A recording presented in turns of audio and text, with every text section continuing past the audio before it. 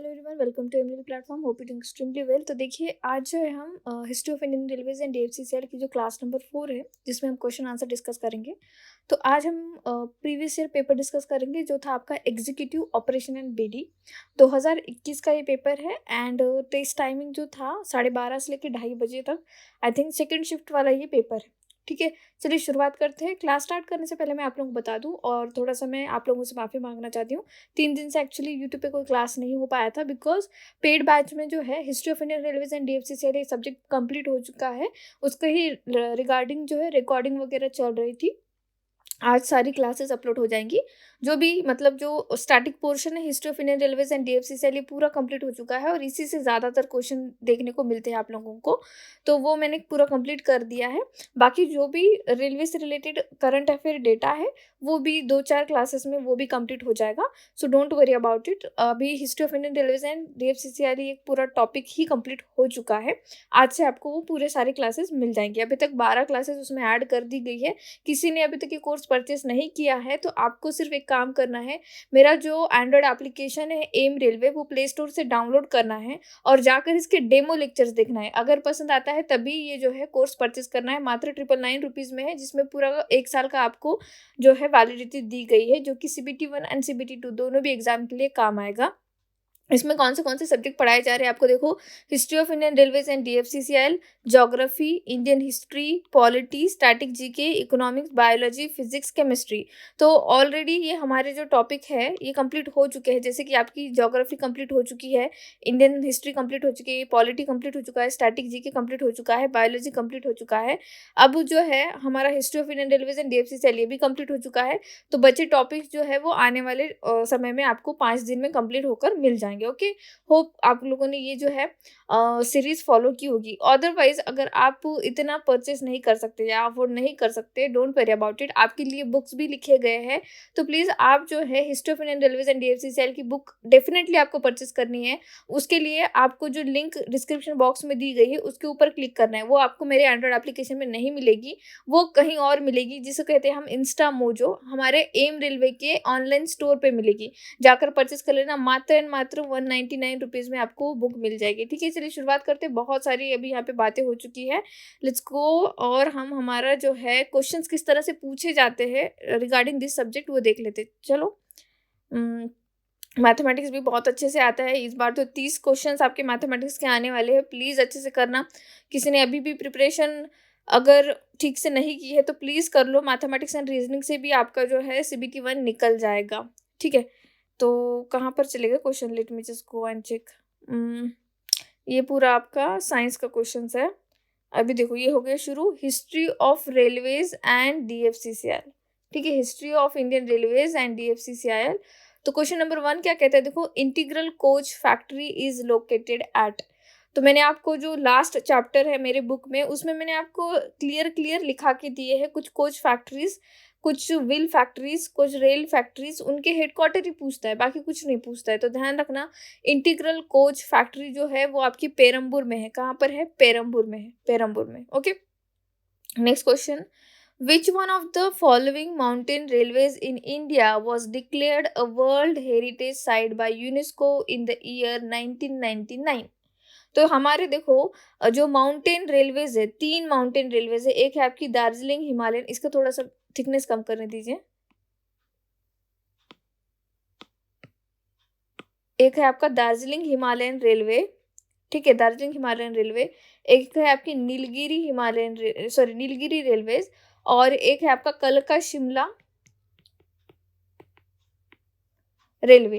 तो ये 3 जो हिमालयन रेलवेज है ये एक्चुअल में माउंटेन रेलवेज है। ये तीनों भी जो है पहाड़ों में ये रेलवेज चलती है, इसीलिए इनको माउंटेन रेलवेज कहा जाता है इकट्ठा।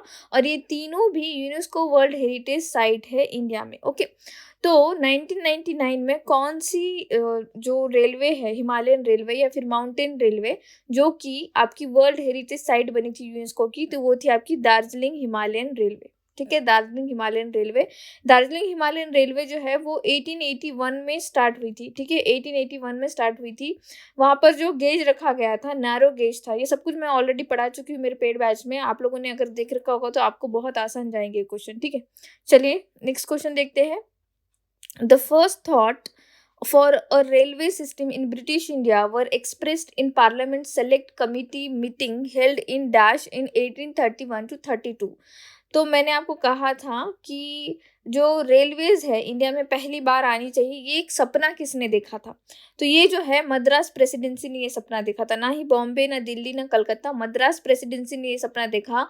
और हमारे यहाँ पे पहली ट्रेन जो चली थी वो एक्चुअली रेड हिल रेल रोड, ये जो रेलवे है वो चली थी। और कहाँ चली थी? मद्रास में चली थी, 1837 में चली थी। इसीलिए हम इसको इतना ज़्यादा जानते नहीं है, क्योंकि ये जो थी ये मालगाड़ी थी। ये जो है आपके ग्रेनाइट के स्टोन उठाकर लेके जाने का काम किया करती थी। ठीक है, ये सारा कुछ एग्जाम में क्वेश्चन बनता है, सारा कुछ ये बहुत ज़्यादा इंपॉर्टेंट है, ध्यान में रखना है। बाद में जाकर ये जो है पूरी की पूरी रेल रोड पूरा का पूरा इसको डिस्ट्रॉय कर दिया गया था। कैप्टन जो थे आपके उनके अंडर ही ये काम चल रहा था, कैप्टन कॉटन के अंडर ही काम चल रहा था। लेकिन बाद में इनकी तबीयत खराब हो गई और ये वापस चले गए। तो ये जो रोड रेड हिल रेल रोड, इसका नाम ही ऐसा है, ये रेलवे पूरी तरीके से खत्म कर दी गई थी। तो होप्स हो कि आपको समझ में आएगी क्वेश्चन पूछने का इनका तरीका कैसे होता है। बस आपका कंसेप्ट थोड़ा क्लियर होना चाहिए, कि पता होना चाहिए कि कब क्या चीज़ हुई थी। ये लोग फैक्ट्स पे ही बहुत खेलते हैं। देखो सीधा पूछ लिया 1831 टू 32, अगर पता नहीं होगा आपको, आप नहीं कर पाओगे अच्छे से। बच्चे ने भी नहीं किया होगा। देखो बच्चे ने ये जो है आंसर बॉम्बे लिखा है, लेकिन बॉम्बे गलत है, Madras is the right answer. Because उतना डिटेल में सब लोग पढ़ते नहीं है। ठीक है, तो उतना डिटेल में मैंने आपको पढ़ाया है, प्लीज जाकर आप लोग एक बार चेक कर लीजिए। ठीक है, next question, in the eastern corridor an electrified double line segment of 126 kilometre runs between. तो देखो हमारे दो कॉरिडोर्स है अभी जो फिलहाल बन के रेडी है। एक है आपका ईस्टर्न कॉरिडोर, एक है आपका वेस्टर्न कॉरिडोर। ठीक है, जिसे हम कहते हैं ईस्ट डेडिकेटेड जो है आपका EDFC फ्रेट कॉरिडोर, और WDFC। तो ये पूछ रहा है कि भाई कौन सा एक डबल इलेक्ट्रीफाइड डबल लाइन है जो कि 126 किलोमीटर जो है रन करता है। तो मुगल सराय से लेके सोन नगर तक का जो एरिया है आपका EDFC में, ठीक है, EDFC में वो जो है डबल लाइन इलेक्ट्रीफाइड कर चुके हैं हम लोग अभी तक। ठीक है, तो WDFC EDFC DFCCL का जो है आज जो लेक्चर आएगा पेड बैच में, तब आप लोगों को सब कुछ समझ में आ जाएगा डिटेल में। ठीक है, नेक्स्ट क्वेश्चन देखो, a horse drawn tramway began operation in Bombay between Colaba and Parel in the year what. तो सबसे पहले इंडिया में जो ट्राम्प वे शुरू हुआ था, वो शुरू हुआ था 1873 में। कहाँ पर शुरू हुआ था? कोलकाता में। कहाँ पर शुरू हुआ था? कोलकाता में शुरू हुआ था। और यहाँ पर पूछा जा रहा है आपको बॉम्बे में, तो बॉम्बे में इसके अगले साल शुरू हुआ था 1874 में। ठीक है, 1874 में कोलाबा से लेके परेल तक। परेल अगर नहीं होगा ऑप्शन में तो पायधुनी होना चाहिए, पायधुनी तक, पायधुनी और परेल एक ही था। ठीक है, तो 1874 is the right answer over here. ठीक है, नेक्स्ट क्वेश्चन देखो, Jamalpur has a training institute of Indian railways for the training of. तो देखो ये जो आपकी ट्रेनिंग इंस्टीट्यूट है इंडियन रेलवेज की, उससे 101% क्वेश्चन पूछ ही लेता है। अगर इससे नहीं पूछेगा तो पूछेगा भाई इनकी हेडक्वार्टर कहाँ है ये बताओ।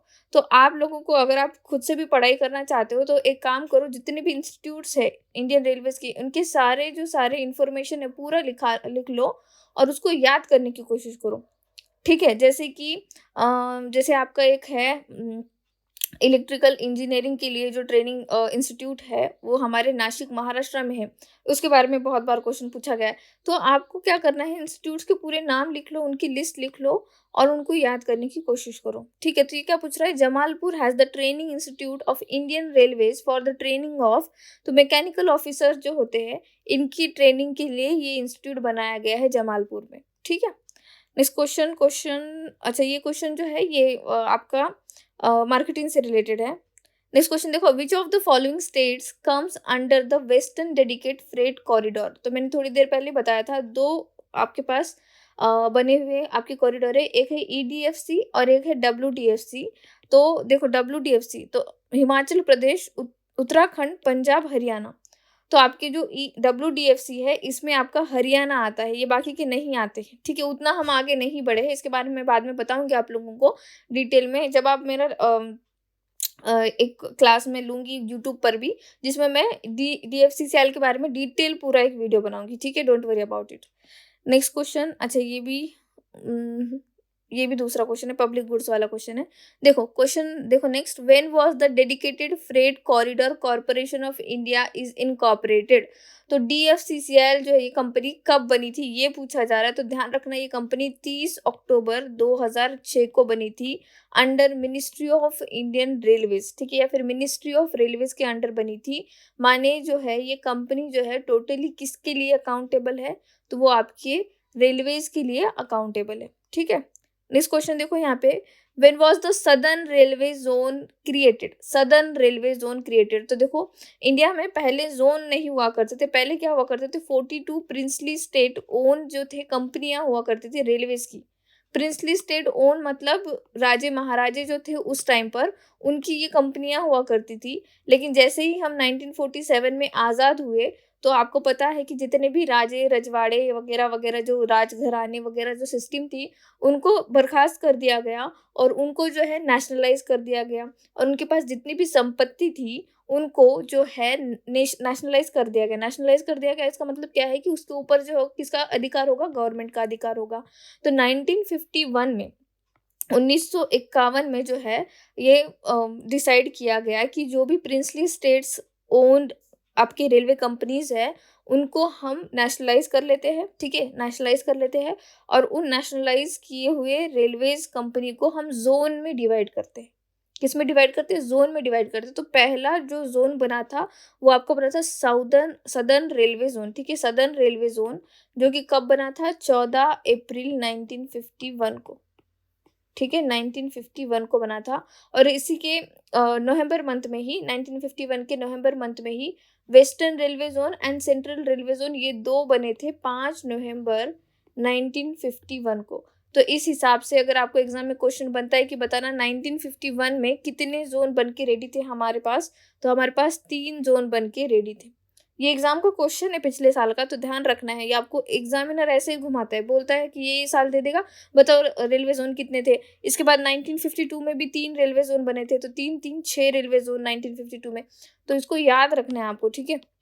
मैं ये समझ के आपको यहाँ पर बता रही हूँ कि आप लोगों ने ये ऑलरेडी पढ़ रखा है। अगर नहीं पढ़ रखा है, ये हाई टाइम है, आपको पढ़ना पड़ेगा। प्लीज़ बुक से तो एटलीस्ट पढ़ लीजिए, या फिर आप कोर्स से पढ़ रहे हो तो बहुत बढ़िया है, वहाँ पे तो आपको सारा कुछ डिटेल एकदम ही कहानी की तरह दिमाग में सेट हो गया होगा, ठीक है। नेक्स्ट देखो, the original Nilgiri railway company was registered on 30 सितंबर 1885, 30 जून 1885, 30 जनवरी 1885, 30 मार्च 1885। तो देख रहे हो ये लोग डेट के साथ भी खेल रहे हैं। 1885 आपको याद होगा, बहुत बड़ी बात है, लेकिन ये डेट भी डेट के साथ खेल रहा है। देखो 30 जून, 30 जनवरी, 30 मार्च।